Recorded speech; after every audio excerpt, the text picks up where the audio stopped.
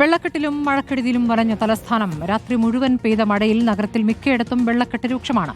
തമ്പാനൂർ, ചാക്ക, ചാല, കരിമഠം, വെൺപാലവട്ടം, ആക്കുളം പ്രദേശങ്ങളിൽ വെള്ളക്കെട്ട് മൂലം ജനം ദുരിതത്തിലായി. അരുവിക്കര ഡാമിന്റെ 5 ഷട്ടറുകൾ 15 സെന്റിമീറ്റർ വീതം ഉയർത്തിയിട്ടുണ്ട്. മഴക്കെടുതിയും രൂക്ഷമാണ്. നെയ്യാറ്റിൻകര അരുവിയോട്ടിൽ മണ്ണിടിച്ചിലുണ്ട്. വെങ്ങാനൂർ ചാവടി നടയിൽ 15 ലക്ഷത്തോളം രൂപയുടെ കൃഷി നശിച്ചു. വിളപ്പിൽ ചാലയിൽ വയോജന പാർക്കിന്റെ നടപ്പാത ഇടിഞ്ഞു. ആക്കുളത്ത് വാഹനങ്ങൾ വെള്ളത്തിനടിയിലാണ്. മന്ത്രിമാരായ വി ശിവൻകുട്ടിയുടെയും മുഹമ്മദ് റിയാസിന്റെയും സാന്നിധ്യത്തിൽ അടിയന്തര യോഗം ചേരുകയാണ്. അരുൺ സോളമനും സ്വാന്തന സജുവും സുനീഷ അയ്യലൂരും അഷിൻ ഡിയേഗോയും ഗോപാൽ ഷീലാസനിലുമുണ്ട്. വിവരങ്ങളുമായി ആദ്യം അഷിൻ ഡിയേഗോയിലേക്കാണ്. അഷിൻ, ഇപ്പോൾ ആക്കുളത്ത് വെള്ളക്കെട്ടാണ് എന്നറിയുന്നു. ഇപ്പോഴും മഴ തുടരുക തന്നെയാണോ തലസ്ഥാനത്ത്?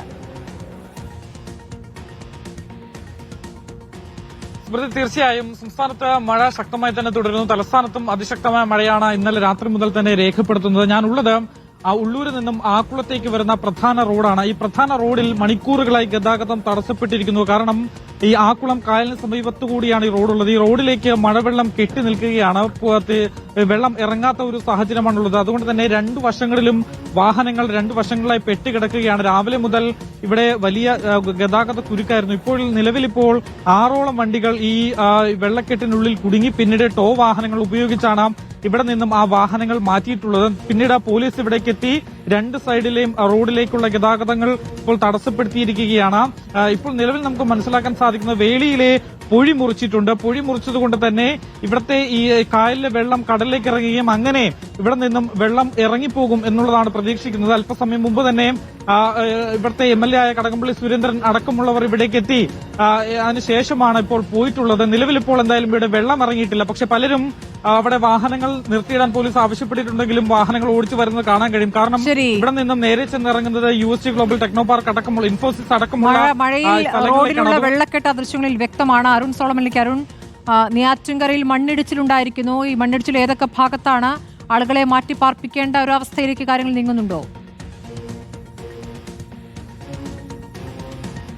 സ്മൃതി, ഞാനുള്ളത് നെയ്യാറ്റിൻകര പെരിങ്ങടവിള കുന്നത്തുകാൽ ഗ്രാമപഞ്ചായത്തുകളെ ബന്ധിപ്പിക്കുന്ന പാലത്തിന് സമീപമാണ്. ഇവിടെ ഈ ഒരു സൂചിപ്പിച്ചതുപോലെ തന്നെ ഈ പ്രധാനമായും സ്വകാര്യ വ്യക്തികൾ ധാരാളം പേർ താമസിക്കുന്ന ഒരു സ്ഥലത്താണ് ഇത്തരത്തിൽ വ്യാപകമായിട്ട് മണ്ണിടിച്ചിലുണ്ടായിരിക്കുന്നത്.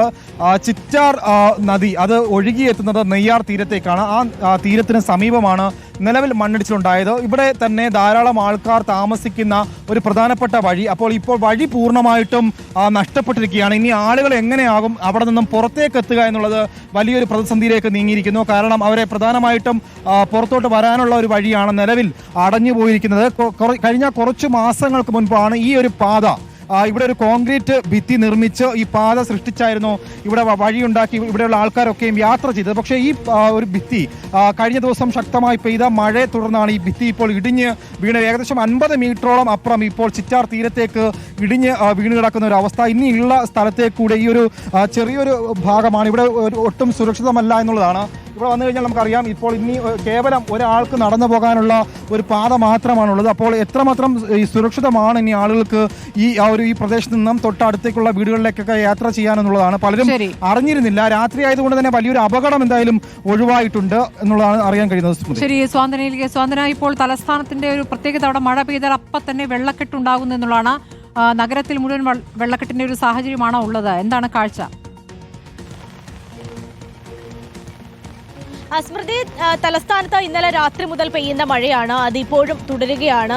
നേരത്തെ അശ്വിനും അതുപോലെ തന്നെ അരുൺ സോളമനും ഒക്കെ സൂചിപ്പിച്ചതുപോലെ തിരുവനന്തപുരം നഗരത്തിൽ മാത്രമല്ല, നഗരത്തിലും അതുപോലെ തന്നെ ഗ്രാമപ്രദേശങ്ങളിലും ഒക്കെ തന്നെയും ഇപ്പോൾ ശക്തമായ മഴയാണുള്ളത്. മലയോര മേഖലകളിലും ഇന്നലെ രാത്രി മുതൽ തുടങ്ങിയ മഴയാണ്. അതിപ്പോഴും തോരാതെ തുടരുകയാണ്. രാവിലെ ഒരു 8 മണി മുതൽ 10 മണി വരെ വലിയ രീതിയിലുള്ള മഴ നഗരത്തിനുള്ളിൽ പെയ്തിട്ടുണ്ടായിരുന്നില്ല. പക്ഷേ ഇപ്പോൾ വീണ്ടും മഴ കനക്കുകയാണ് എന്നുള്ളത് തന്നെയാണ്. ഇന്നലത്തെ അലേർട്ട് പ്രകാരം 8 ജില്ലകളിൽ യെല്ലോ അലേർട്ടാണ് നൽകിയിരുന്നതെങ്കിൽ ഇപ്പോൾ അലേർട്ട് മാറിയിട്ടുണ്ട്. തിരുവനന്തപുരം ജില്ലയിൽ ഇപ്പോൾ ഓറഞ്ച് അലേർട്ടാക്കി മാറ്റിയിട്ടുണ്ട്. തിരുവനന്തപുരത്ത് മാത്രമല്ല 4 ജില്ലകളിൽ ഇന്ന് രാവിലെ 10 മണിക്ക് വന്ന അലേർട്ടുകൾ പ്രകാരം ഓറഞ്ച് അലേർട്ട് നൽകിയിട്ടുണ്ട്. തിരുവനന്തപുരത്തും പത്തനംതിട്ടയിലും കോട്ടയത്തും ഇടുക്കിയിലുമാണ് ഇപ്പോൾ ഓറഞ്ച് അലേർട്ട് നൽകിയിരിക്കുന്നത്. ഈ ജില്ലകളിലൊക്കെ തന്നെയും അതിശക്തമായ മഴയ്ക്കുള്ള സാധ്യതയുണ്ട് എന്നാണ് ഇപ്പോൾ കേന്ദ്ര കാലാവസ്ഥാ വകുപ്പ് അറിയിച്ചിരിക്കുന്നത്. അതുപോലെ തന്നെ മറ്റ് ജില്ലകളിൽ യെല്ലോ അലേർട്ടും നൽകിയിട്ടുണ്ട്. ഇങ്ങനെ വ്യാപകമായി തന്നെ സംസ്ഥാനത്ത് ഇന്ന് മഴയുള്ള ഒരു ദിവസമായിരിക്കുമെന്ന് തന്നെയാണ് ഇപ്പോൾ അലേർട്ടുകൾ സൂചിപ്പിക്കുന്നത്. തലസ്ഥാനത്ത് കാര്യം പറയേണ്ടതില്ല. കാരണം ഇന്നലെ മുതൽക്ക് തന്നെയുള്ള മഴയിൽ പലയിടങ്ങളിലും, പ്രത്യേകിച്ച് താഴ്ന്ന പ്രദേശങ്ങളിലൊക്കെ തന്നെയും വെള്ളം കയറിയിട്ടുണ്ട്. റോഡിലായാലും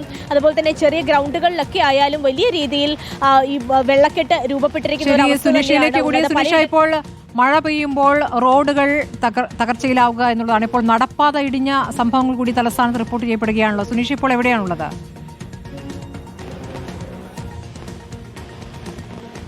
ശ്രുതി, അത് തന്നെയാണ്. അതായത് കഴിഞ്ഞ ദിവസം മുതലുള്ള ശക്തമായ മഴയിൽ പലയിടത്തും ഈ മണ്ണ് കുതിരുന്നതും റോഡ് ഇടിയുന്നതുമൊക്കെ ഒരു സ്ഥിരം കാഴ്ചയായി മാറുന്നു എന്നുള്ളതാണ്. അത്തരത്തിലൊരു കാഴ്ചയാണ് ഇവിടെ മലയൻകീഴ് വിളപ്പിൽ ക്ഷേത്രത്തിന് സമീപത്ത് നിന്നും കാണാൻ കഴിയുന്നത്. അതായത് ഒരു വയോജന പാർക്ക്, ഒരു ഇരട്ട കുളമുണ്ട് അവിടെ. അതിന് ചുറ്റിലുമായി ചില നടപ്പാതകൾ ഉണ്ടാക്കിക്കൊണ്ട് വയോജന പാർക്ക് തന്നെ തയ്യാറാക്കിയിരുന്നു. അതിന്റെ നിർമ്മാണ പ്രവർത്തനവും പൂർത്തിയായി അടുത്തയാഴ്ച ഉദ്ഘാടനം നടത്താനിരിക്കുകയായിരുന്നു. പക്ഷേ അതിനിടയിലാണ് കഴിഞ്ഞ ദിവസം തോരാതെ പെയ്ത മഴയിൽ ഇപ്പോൾ ഈ നടപ്പാത ഇടിഞ്ഞിരിക്കുന്നത് എന്നുള്ളതാണ്. നമുക്ക് ദൃശ്യങ്ങൾ തന്നെ കാണാൻ കഴിയും. നടപ്പാത പൂർണ്ണമായി വലിയ തോതിൽ തന്നെ ഒരു ഭാഗം ഇടിഞ്ഞതായി കാണാൻ കഴിയും. ആളുകൾ ആ സമയം ഇല്ലാതിരുന്നത് കൊണ്ട് മാത്രമാണ് അപകടം ഉണ്ടാകാതിരുന്നത് എന്നുള്ളതാണ്. അടുത്തയാഴ്ചയായിരുന്നു ഉദ്ഘാടനം നടത്തേണ്ടത്. MLA യുടെ ഫണ്ടിൽ നിന്നും 58 ലക്ഷം രൂപയോളം ചിലവഴിച്ചുകൊണ്ടാണ് ഈ നടപ്പാതയും പാർക്കുമെല്ലാം തന്നെ നിർമ്മിച്ചിരിക്കുന്നത് എന്നുള്ളതാണ് മനസ്സിലാക്കാൻ കഴിയുന്നത്. പക്ഷേ ലക്ഷങ്ങൾ മുടക്കി നിർമ്മിച്ച ഈ നടപ്പാതയാണ് ഇപ്പോൾ ഒരു ഉദ്ഘാടനത്തിന് തൊട്ടു മുന്നേ തന്നെ ദിവസങ്ങൾ മാത്രം ബാക്കി നിൽക്കെ ഇപ്പോൾ ഇങ്ങനെ ഇടിഞ്ഞിരിക്കുന്നത് എന്നുള്ളതാണ് പ്രധാനപ്പെട്ട കാര്യം. ഏതായാലും ഇവർ പറയുന്നത് ഈ മണ്ണ്, അതായത് കുളത്തിന് തൊട്ടരികിലുള്ള മണ്ണാണ്, അതുകൊണ്ട് തന്നെ അത് കുതിർന്നതാവാം നിലവിൽ ഈ ഇടിയാനുള്ള കാരണം എന്നുള്ളതാണ്. ഏതായാലും നഗരത്തിൽ ഏതാണ്ട് 14 വെള്ളക്കെട്ട് റിപ്പോർട്ട് ചെയ്യപ്പെടുന്നുണ്ടെന്നാണ് ഗോപാൽ ശിലാസനിൽ. ഗോപാൽ, ഇപ്പോൾ അടിയന്തരമായ യോഗം ചേരുകയാണല്ലോ. മഴ ഇനിയും തുടരാനുള്ള സാഹചര്യം അങ്ങനെയെങ്കിൽ തലസ്ഥാനത്തെ ഗതാഗതം തന്നെ താറുമാറാകുന്ന രീതികൾ, പലയിടത്തും മണ്ണിടിയുന്നു. എന്താണ് ഇപ്പോൾ യോഗവുമായി ബന്ധപ്പെട്ട് നമുക്ക് കിട്ടുന്ന വിവരങ്ങൾ?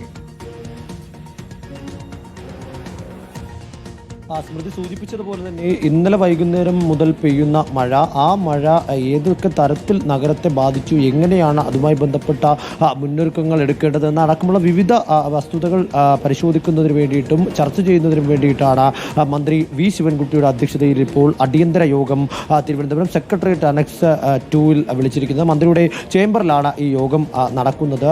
മന്ത്രി ശിവൻകുട്ടിക്കൊപ്പം പൊതുമരാമത്ത് വകുപ്പ് മന്ത്രിയായിട്ടുള്ള PA മുഹമ്മദ് റിയാസ്, അതിനോടൊപ്പം തന്നെ മേയർ ആര്യ രാജേന്ദ്രൻ, തിരുവനന്തപുരം ജില്ലയിലെ വിവിധ MLA-മാർ VK Prasanth, CK Harindran, V Joy, M Vincent അടക്കമുള്ള വിവിധ ഏറെക്കുറെ എല്ലാ MLA-മാരും ദുരന്ത നിവാരണ അതോറിറ്റി, നഗരസഭ തുടങ്ങിയ മേഖലയിലെ ബന്ധപ്പെട്ട ഉദ്യോഗസ്ഥർ, ജില്ലാ കളക്ടർ എന്നിവർ ഈ യോഗത്തിൽ പങ്കെടുക്കുന്നുണ്ട്.